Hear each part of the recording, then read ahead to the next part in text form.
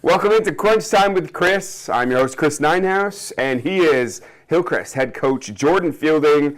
They are headed into their quarterfinal matchup here coming up in just a couple days against Hillcrest Catholic.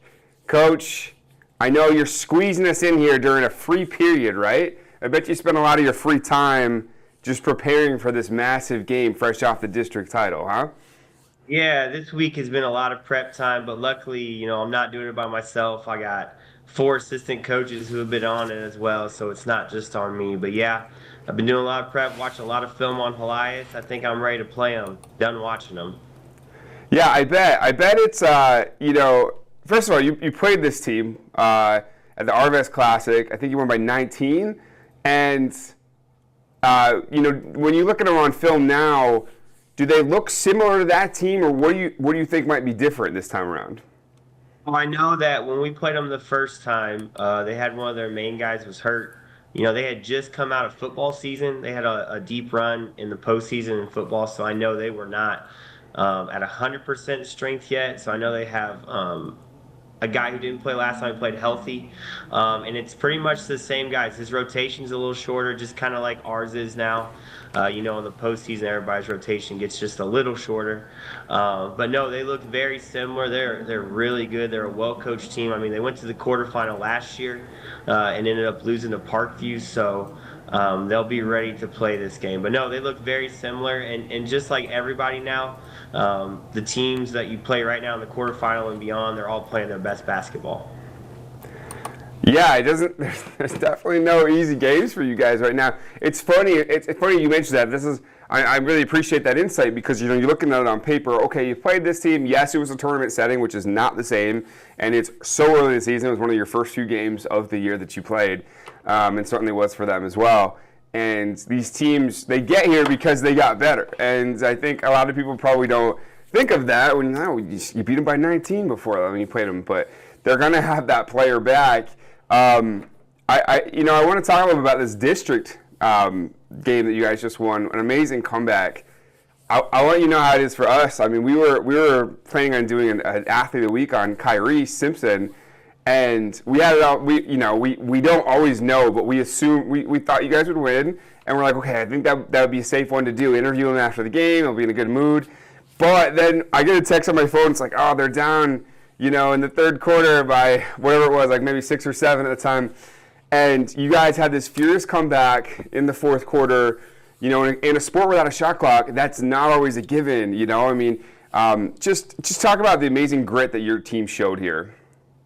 The thing about, anytime you win a district tournament or a big tournament, a lot of things have to go right for you. And there's a lot of skill, but there's also a lot of luck. When I think about that game, I think about, the tempo was quick, and so that was an advantage to us, especially at the end whenever Carl Junction decided like they were ready to go and didn't really hold the ball on us, so that gave us more time to make a comeback. And that third quarter, we got down pretty bad. I think we got down 10 or 11 points, and just kudos to our guys for not quitting. I mean, I think that was the culmination of all our hard practices all season long. We asked a lot of them. We make them hard, and we ask our guys to fight through them, and they really came together. And it started with our leadership from Kyrie Simpson and Javen Jones. They did not let us break. They let us bend, but they did not let us break. And down the stretch, players just made plays. Sometimes it's not about X's and O's. A lot of times it's just about guys making plays, and that's what happened with Kyrie at the end of the game. That's what happened with Javen Jones making big blocks in the second half. That's what happened with Kyvon Alexander hitting big threes in the second half, more specifically the fourth quarter. And our guys just really stuck together, and that's what got us to the finish line that game. Yeah, funny story about at the end, just so many cool things. The highlights were incredible. The block that you referenced there, I think you guys were down 4 at the time. It would have been so it was like a 4-point swing because it led to the bucket the other way. It was just such a big swing, and then it's funny because the Kyrie deflection where he gets the ball back in to his teammate to score, that was just an incredible athletic play. And then when the game was tied at the end, what I love about the play is that, so Danielle's at the game, and Danielle is not very tall, and Kyrie himself not very tall. So she's shooting it from down here, and it's like mid back of all the players, and then we can't see him. We don't know where he is. We know he's got the ball somewhere. And then he just scoots around the side, and he scores the game winner there. I mean, what Kyrie's is able to do and not being the tallest guy in the court, I mean, how much does that, do you ever, does it get old at all seeing all that, Say it never gets old. I love being surprised every time, but I'm not surprised by it just because of how much work he puts into it. I think I said it after the game in one of the interviews. Like that moment right there that everybody got to see was just a fruition. Like that was all his hard work come to fruition. I mean, he's made that move a million times in the gym with no one watching, and now all of a sudden at the biggest stage in the biggest moment, he made it and finished. And I'm at the luxury as a coach to where a lot of people in that situation might have called timeout to draw something up. But I just kind of went with my guy. I had a kind of a gut feeling and said, you know what, he's going to be able to make a play or make the right play, and luckily he did. But no, I'm not surprised just because of how hard he works. I mean, he's been in the gym every morning this week, and that's not new because he does it every week during the season, and he's also brought other guys in with him. And so, no, not surprised. Always amazed. He had one move this year at Branson when we played him on the road where he jumped sideways. His body was horizontal and flipped it back, and it was just how in the world did that go in? So he does some pretty amazing things, but really it's just heart over height for him. I mean, he is an absolute gamer, and when the lights are the brightest, when he shines. Yeah, it's funny. I like I told you in the text, I work out with his dad. I actually worked out with him a couple hours ago here, and I asked him some insights. Like, hey, I'm interviewing Kyrie's coach. What should I ask? And he's like, well, you should ask about their music. He said, what kind of music you guys listen to get ready for a game here? Well, my eardrums are just ringing when I walk in. I mean, it's they turn the speaker up just about as loud as they can. Probably can't repeat some of the lyrics on the podcast, but no, it gets me hype as well. I mean, I love seeing the guys just getting energy in the locker room before the game. A lot of people may not like it, but the guys do, and it works for them. So we're gonna roll with it. Yeah. So it's the first district title you guys have won in 3 years. I remember that game against Parkview. I was at that one. That was just incredible back and forth game. And what you guys were able to accomplish then, and you're back doing it. What has it been like, at school this week and leading up to all this? Speaking of things that don't get old, I know that that's something that definitely you could feel that every year, if and it would never get old, huh? Yeah, for sure. The first time, it was my first district championship as a head coach, and so, when you go to school that next week, everybody's excited. There's a lot of anticipation. You're happy that you made it there, and then you get to the game, same thing. This week, same feeling, but I feel like we want to get past this quarterfinal game. Last time we came a little short against Jeff City. This was 3 years ago. We played our heart out, did everything we could, just the ball didn't bounce our way at the end. And so this year it kind of feels a little bit more like, hey, let's get this done. And so that's a good feeling to have. Those expectations are great. It's going to be tough because Elias is really good. Like I said, they've been here before. They were here last year. And so they're going to be wanting to get to the Final Four, just like we are. Okay, so it's going to be a really good game, but I'd say the feeling this year is different because we want to get past this and get to a Final Four. Yeah, I mean, this whole process, as you learn about your team, and you got a young squad, which has got to be pretty exciting too, knowing that you get these kids, a lot of them back, for next season. Kyrie's being the one we've talked about here. But when you prepare for this, what has been maybe the funnest part of the ride for you, if you really were to think about it, about how this season has gone? Was it that district win, what you guys just did, or was it something else? The district win is just a culmination of everything that's happened this season. I mean, it just it sums up our team's kid, like it just sums up Hillcrest High School and our community. Like we are just resilient. I mean, it just sums up our community, how we won that game, how, we get knocked down, we bend, but we don't break, and we come back even stronger. And so, yeah, the district champion is definitely a culmination. I love getting to practice with these guys every day. They're funny. I mean, they rag on each other. They rag. I hear a lot of ball jokes. I know that's probably not a surprise, but me and my assistant, we hear a lot of ball jokes. But I give it right back to them too. So, I love being around this team every day. And it's one of those things like I don't want practice to end yet. That's how much I enjoy this group. And there's been a lot of groups like that for me. There's also been groups where it's been kind of like, okay, this has kind of run its course. But with this group, I enjoy going to practice every day. They're fun. They work hard. They're energetic. Our team chemistry is really good. So I'd say the best part of the season is just going to practice every day. And obviously, everything they've worked on in practice helped us win that game last Saturday. And we're hoping that, we can get one more win. When you look back at the history of Hillcrest, you got the 2015 state semifinal or second place team, 2012 second place state championship in 2010. We're talking about some legendary names on those teams that played for Hillcrest.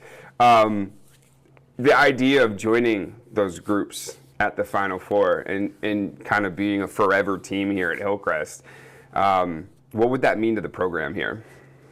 I mean, it's exciting. I mean, and it's one of those things like we have high expectations in our program, Kind of what we talk about is, when you get past that district championship, if you can win the quarterfinal, you get your picture up in the Hyper Forever and a banner. And so that's kind of what we're thinking about. Like, if we can do that, we're kind of cemented with the greats in our program from 1984 to 2010 to 2012 and to 2015. So, you know what? That's something that we're really working hard for, and we're hoping that we can accomplish.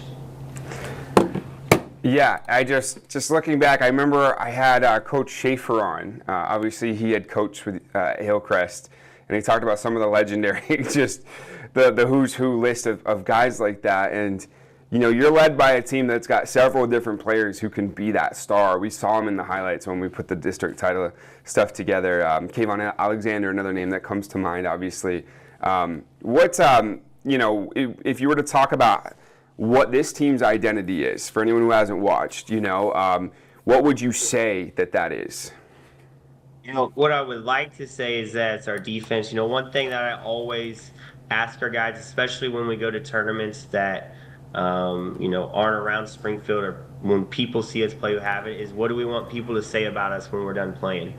Man, do they guard hard? Man, do they play hard? Man, are they this? Are they that? And so our identity, it has to be in our defense, and I've kind of preached that to our guys, especially late in the season. I think we played Bolivar on a Friday night. They're kind of a rival with us. They've beaten us a lot of times these last few years, but we got them this year. And that was the best that we've guarded all season. And I made a point to tell my guys, that has to be our identity the rest of the season. Because if we can guard for 4 quarters and be be the hardest playing team, there's not many teams that are going to be able to beat us. Now that's easier said than done. But our identity has to be in our defense because it travels. If we don't shoot it well any given night, we can't always control that, but we can always control our effort and how hard we play defense. So yeah, our identity is definitely, it has to be in our defense if we want to get to the next round. Yeah, Dorial Green Beckham was actually the name. I get my legendary guys confused here. When he played over at Hillcrest, I loved hearing the stories about the tradition that this program has, and obviously it's something that since you've taken over as head coach, you have another chance to go back to that Final Four. When you got hired, was that kind of the mission statement for you to get this program back to that you are now on the doorstep of? I went to Hillcrest, graduated in 2008, and so when I got this job, it was something that I always wanted. Being an alumni of the school, and really when I got the job, that's kind of the dream. Like you want to get to a Final Four, you want to do all this, you want to accomplish all this stuff. But I learned pretty quick that you get humbled pretty quick in this profession. I think my first year we won 7 games, and since then, we've gotten progressively better. But a lot of it doesn't have to do with me. A lot of it has to do, I would say most of it has to do with our players, and then the staff around me, and also our administration, just the school in general. And so, yeah, obviously, you always want the Final Fours, you want the championships, you want this, you want that, but you also want to make sure that your kids are doing the right thing, acting right in class, productive members of society. And I think that's something that we accomplished. Winning's just a byproduct of doing things the right way. And that's something that we preach to our guys for, this is the 7th or 8th year now, I lose track. But yes, you always want to do that stuff, but you also want to make sure your kids are doing the right thing. And I think we've done a good job of that over the last 7, 8 years. Can you talk about the state of basketball, high school hoops here in Springfield? It really feels pretty cool because not only Hillcrest, obviously Kickapoo with the chance also to go in Class 6 to the Final Four if they can pull off a win. We talked about your battles with Parkview. Glendale looks like they're back, having beaten Nixa earlier this year. And Central, of course, just a couple years ago, making it back to the Final Four since I think it was like 66 or something like that. It's got to be such a what's your perspective in terms of the state of basketball here in this town right now and how every school feels like it's got a shot here? I think Springfield, round ball is definitely king. Basketball is definitely king in Springfield more than, say, football or baseball or anything like that. Like, basketball is king in Springfield. And I think that, just with our demographic in Springfield, you're always going to have, basketball players come through. And it goes in waves. A lot of times you'll have schools that are good consistently, and you'll have schools that are really good for a few years, and maybe they dip a little bit. But in Springfield, across the board, it's super competitive. There's a different feeling whenever you play a city game, no matter who it is, and their record could be a lot better than yours or a lot worse than yours. It doesn't matter. Like, every time you play a city game, it's pretty hype. I mean, I knew that Central game in our district tournament. Like, I knew our record was better than theirs was, and like we could probably win that game.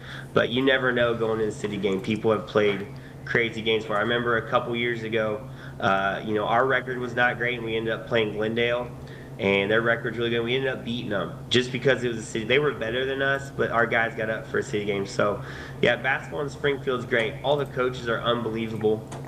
I mean, I would say, Mitch McHenry obviously does an unbelievable job at Kickapoo, consistently year in, year out. Jordan Epps at Central does an awesome job. Brian McTagg, the elder statesman of everyone in Springfield, he's been here the longest. He does an awesome job with Glendale. All their guys are pretty much back next year. Jack does an awesome job, just coming off a Final Four last year. So, yeah, all 5 high schools in Springfield have good coaches at the helm, and yeah, Springfield basketball, it's really good right now. It's always really good, but it's really peaking right now. That's right, Parkview, fresh off that Final Four. That's right, and yeah, it's been fun getting to know all of you guys. I'm glad I finally get to meet you here. I know, talking to Coach Simpson, I think one of my first assignments was a few years ago when they were at Tournament of Champions, and their guys were dunking on that. I just thought that was so cool. I was like, they must all be like this, But obviously it ebbs and flows, and I think for you, we're recording this on a Wednesday here. I believe we're releasing it on Thursday. Usually we actually release them on Wednesdays, but I think we're gonna do it on Thursday, so it's kind of right before the game. What is your next? Yeah, what is the plan for you guys? How do you practice? What's the night before like? I mean, what are these next few days going to be like for you guys?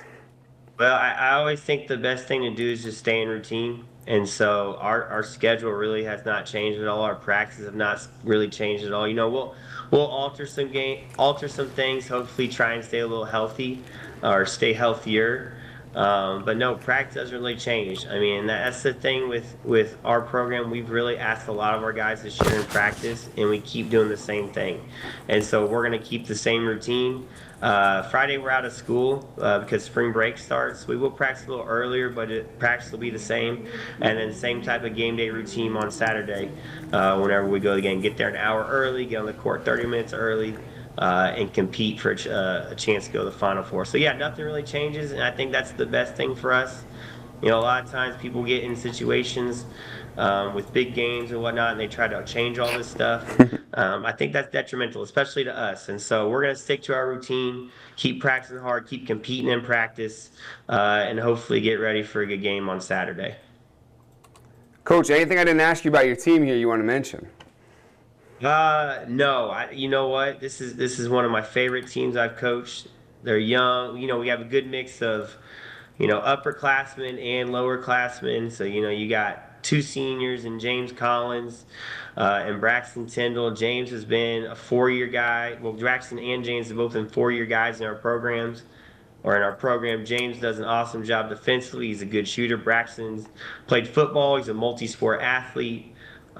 Great coming off the bench for us. And you go down to our juniors, obviously, those are kind of the spotlight guys, and Kyrie Simpson and Javen Jones, who will be back next year. But they're so dynamic and how much they can change the game and their leadership. Then you go down to my lone sophomore and Dylan Kirby, who comes off the bench for us, started a few games this year.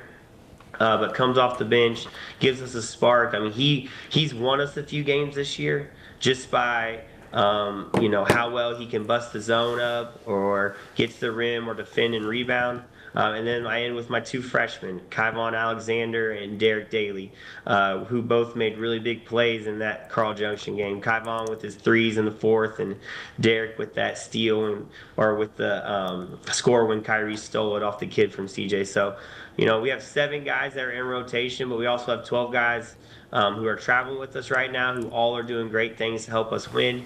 But yeah, I really like my team. I think we've done a lot this season, and we're not done yet, hopefully.